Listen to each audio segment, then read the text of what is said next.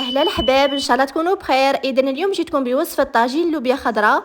طاجين ساهل ماهل وخفيف وبنين بزاف، ان شاء الله تجربوه. نخليكم مع المقادير.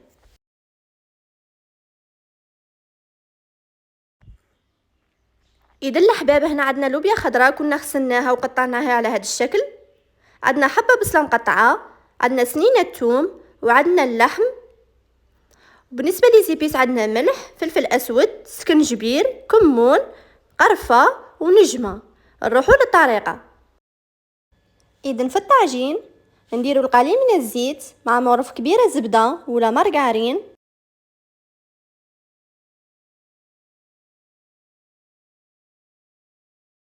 نخلو هكا الزيت تاعنا يحمى والزبده تذوب، ونجيو نقلو البصله تاعنا مع اللحم وسنينه الثوم ولي زيبيس.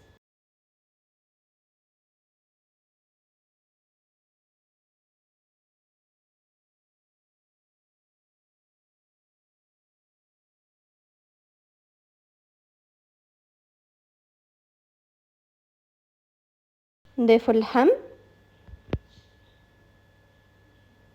ولي زيبيس، قلنا الملح، كمون، فلفل اسود، سكنجبير، نجمه وعود قرفه.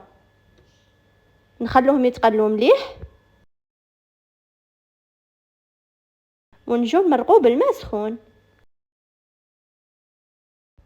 كما راكم تشوفوا من بعد ما تقلت لنا مليح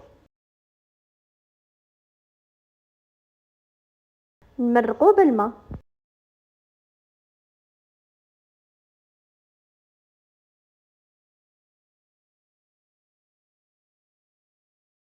اذا نخلو اللحم تاعنا يدخل لها الطياب ونجو نرمو في الاخير لوبيا خضراء. ها هو اللحم تاعنا دخلها الطياب.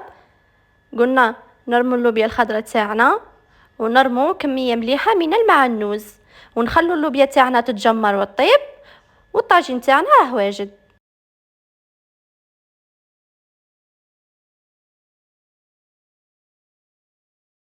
اذا ها هي وصفه اليوم. شوفوا اللحم تاعنا كيف راه يتجمر هو واللوبيا، يعني وصفه سهله خفيفه وواحد البنه يا سلام.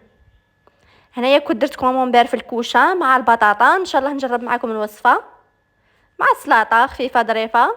وهذا هو حشانه. اذا نتلاقوا في فيديو جديد ان شاء الله. سلام.